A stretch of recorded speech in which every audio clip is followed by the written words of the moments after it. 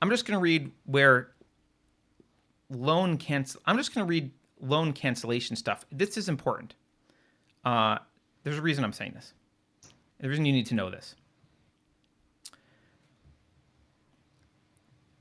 If you want your student loan canceled, there's a number of things you can do now. You can be a teacher in a public or nonprofit elementary school system in a low-income area, or just a math teacher or a science teacher or a foreign language teacher, or other states can designate other types of teachers. You can get 100% student loan forgiveness for those jobs. The other paths to cancellation that I've seen here, I'm just going to read off a list. Early childhood education provider, employee at a child or family services agency, faculty member at a tribal college or university, firefighter, law enforcement officer, librarian with master's degree at a Title I school, military service, nurse or medical technician, professional provider of early intervention or disability services, public defender, speech pathologist with a master's degree at a Title I school, or a volunteer service.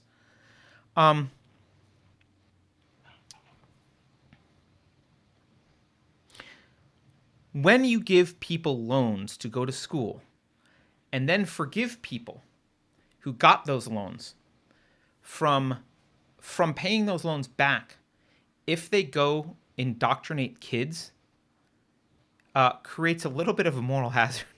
Like, who do you think, what kind of people go in to get their loan forgiven and teach public school, and they're going to say, oh, the student loan program shouldn't exist? No one. No one. None of the people that go in, none of these people are going to teach your kids anything about an objective analysis of the validity of the student loan program. What they've done is they've created a factory for indoctrination.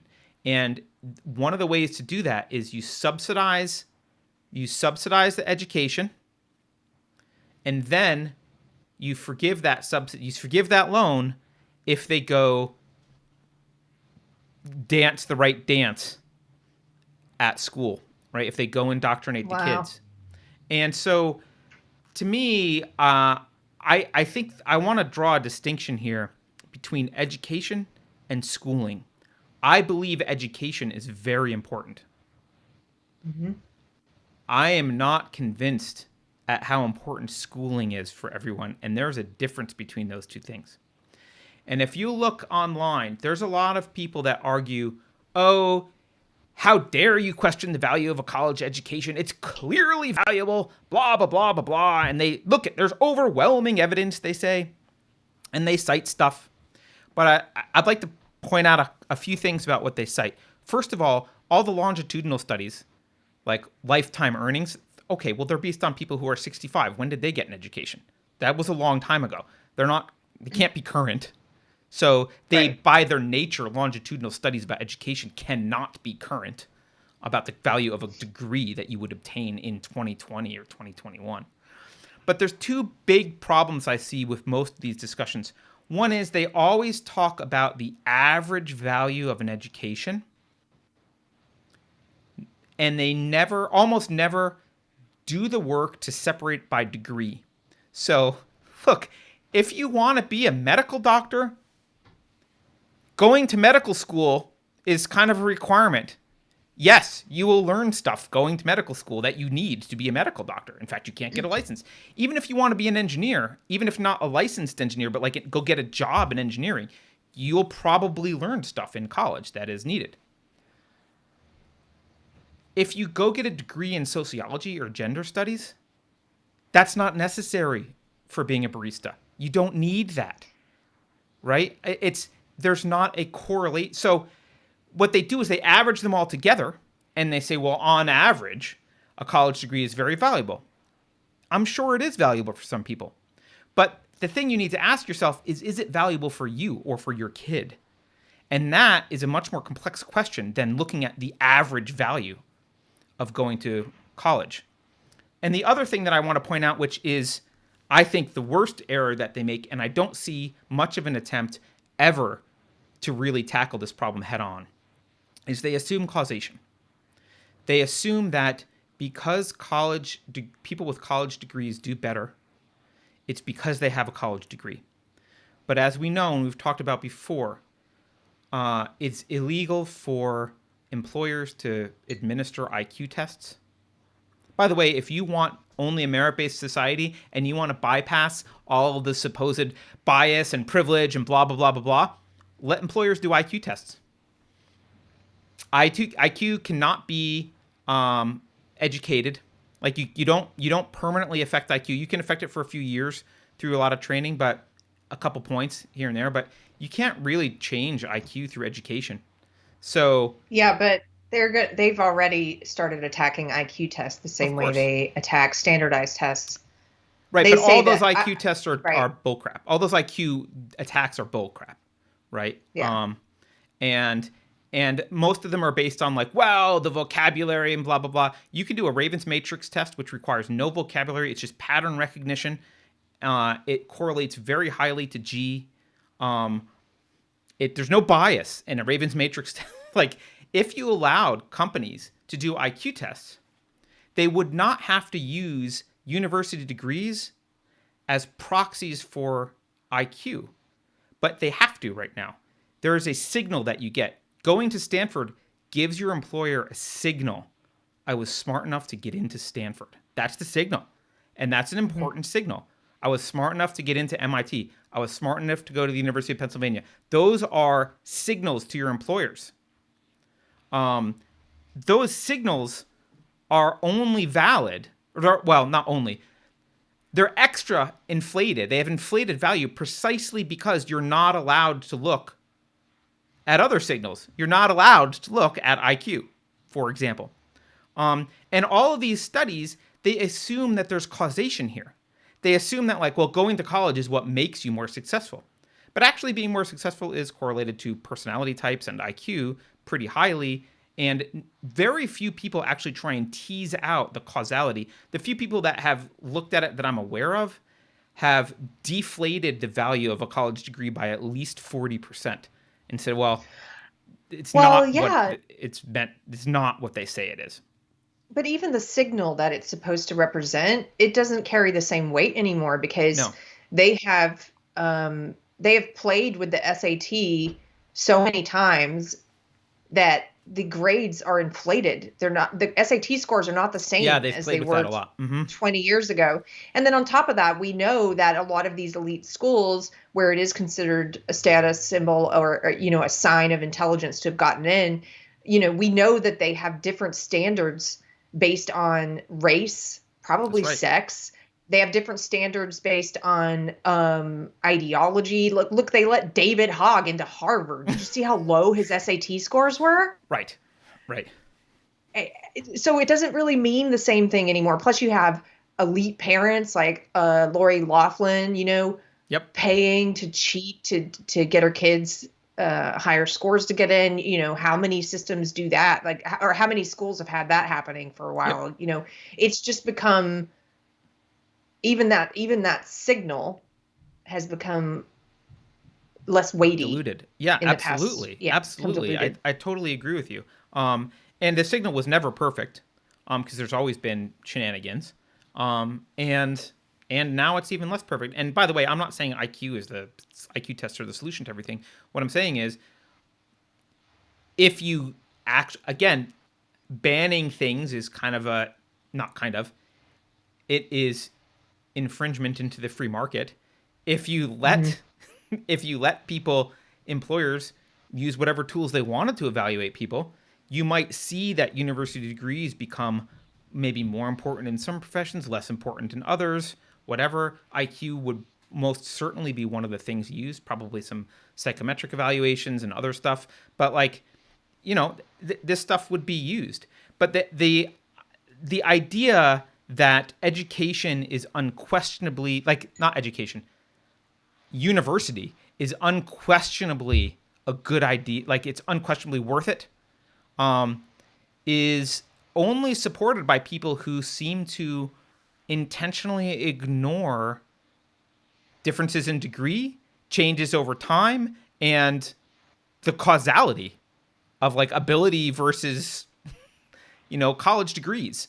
Um, and I've said this before, but a lot of people in tech fields, they don't look for degrees as much anymore. They look at your GitHub repository if you're a software engineer. They don't look at your degree so much. They do take it into account. And I'm not saying degrees are totally worthless, but so we have this thing where like everyone's supposed to go to college, but why? Why is everyone supposed to go to college? And why are we and we've set up a perverse economic system where not only are you told you have to go to college, but you can get loans from the government and grants from the government to go to college, which just raises college tuition. That's all it does. And it lowers Yeah. standards. If you It's had a free market and you had to go to a bank or some private individual, some private organization, and convince them that your degree was worth I think they said the average person pays like $30K a year for college right now. So like, let's assume you borrow all of it. I don't know, or some large portion. We'll say 80,000 or 100,000. You would have to go to someone and convince them that lending me $100,000 at the age of 18 is a good investment.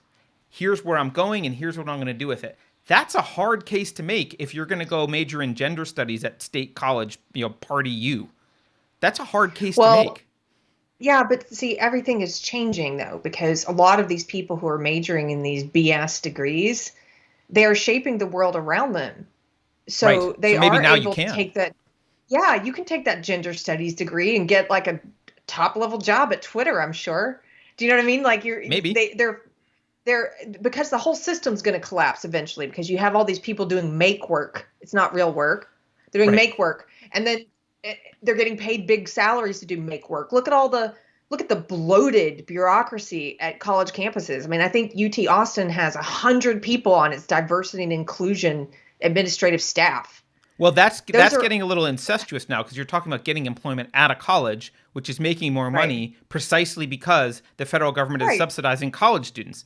So, like, it's this. If you let the free market work, you would not. Here's what you wouldn't get. You wouldn't get loans to go to college to become a more sophisticated person. It wouldn't be. You wouldn't get a loan to go to college to like because there's spiritual value to college, which I know people argue.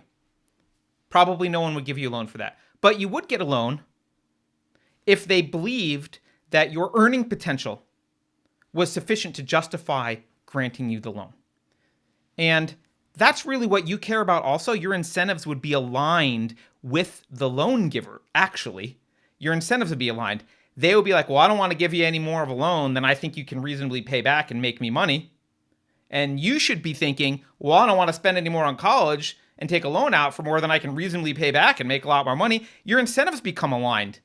But your incentives are not aligned when Uncle Sam steps in and says, don't worry, we're going to borrow from your grandkids to loan you money regardless of whether you're expected to pay it back later in any reasonable time frame. Or not, And right? you've totally Well, disrupted the system. I have a couple more things to say about this. One, to your early point about how education is not the same thing as schooling. I would also add education is not the same thing as indoctrination. And Right. we see this not just in schools where children are being indoctrinated now as young as kindergarten into social justice ideology, but in a lot of these online social justice groups. The one in my local town that I'm in, it cracks me up.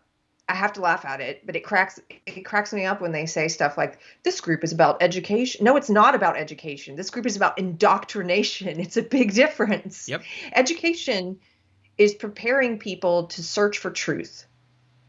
Indoctrination is imprinting people and instilling within people an ideological set of beliefs, an ideology that you've already prepared for them. You're not It directing them prevents towards them from finding truth. the truth. It prevents them from finding truth. You're locking them into your ideology. That's what indoctrination is, and that's what these groups are. Absolutely. And yeah, the colleges have been indoctrination factories for a while, but now the public schools, the elementary schools are becoming it's happening at a younger age. I was indoctrinated in college. Yep. I went to a good school. I went to Duke. My degree was in the science field, which was not infiltrated by social justice at the time, but my minor was in women's studies. Right. Which doesn't even And exist now, but yeah. now it's gender studies. Yeah, but through that I took all the critical race theory, intersectionality, queer theory, feminism. I took all of that stuff. Yep. And I came out of college thoroughly changed in my worldview. And I came out of it with a new religion, social justice. I came out of it being a person who had grown up, being a voracious reader, loving to read. I came out of it as a person who didn't read as much, mostly read the indoctrination books, the books that were approved Right. for me to consume. I didn't realize it at the time, but they did the exact opposite to me of what a school is supposed to do. They weren't helping me find truth. They were helping me build a little ideological prison around my brain, Yep. so that I stopped myself from engaging in thought. And the thing that social justice people do, and they're indoctrinating your kids to do this. This is why over 50% of college kids say they're afraid of speaking their opinions. Why? Yep. Because they're in an indoctrination factory that it's set up to. They have social shame for even thinking. What they engage in, it feels like thought at the time, but it's not thought. What they're doing is shifting through all of the tenets of the social justice belief system that they've learned, and they're trying to make sure every utterance from their mouth is ideologically pure and that they don't say something wrong by mistake, ideologically wrong. They're not thinking. They're sorting. They're censoring themselves. They're figuring out, how do I speak correctly? Yeah. How do I speak ideologically correctly? And that is, I don't, it's immoral. Well, yeah, and I guess my point is, well, 2 points. First, with respect to student loans, it's not free to forgive student loans. It's not free. It does cost people, and it costs people who didn't take out the loan. So the idea that it doesn't cost anything is bullcrap. It does cost. But worse than that, it will set a precedent for forgiveness of student loans. Make no mistake, this is a stepping stone on the path to free education, which is what the left wants. Oh, yeah. They want free education. And if you care about fighting social justice ideology, if you care about liberty, you've got to let go of the idea that the government should be involved in any way in any education. Liberty and government education do not go together. They are not compatible. You cannot have a government with its hands in the education of your children and expect anything other than government drones to be the product of that education. You cannot do it, and you are a fool to think otherwise. Only a fool thinks that you can have the government educate generations of kids and have anything other than statists come out at the other end who worship the government. You can't do it. You can't. Education does not have to be the purview of the government. It doesn't. And if what you care about is raising the standard of living of your child and preparing your child for the world, then education should best be a free market. People should have to show why it's worth the time. It's not even just the money. The money is one thing. The time. 8 hours a day, sending your kid off to a place, 8 hours a day for 12 years? My God. You know how much of a time investment that is? Forget about the money, for example. The time that's a crazy amount of time. What could you possibly learn to make your life better in that amount of time as an alternative to public education? Think about it. Because I actually think that probably sitting at home and playing around on the internet, you would learn more. Maybe a little bit of guidance, but you at least wouldn't be indoctrinated. You wouldn't have your brain destroyed. You wouldn't be taught a bunch of anti-critical thinking techniques. You wouldn't have like educators trying to short circuit your own judgment. At least that would be free, right? So this idea that like, can't we just save the we need more educated people. People are dumb. Therefore, we need more education. We don't want dumb people. Therefore, education. Education, I'm fine with. Government schools are the antithesis of education, and they always will be. And I've seen them attacking. They're starting to heat up these attacks again on private schools and on charter schools and Of course. homeschooling. And they're saying, and I've seen threads on Twitter where people ask, like, why would you oppose charter schools? And it says, because they rob public schools of money. Right. Right. Right.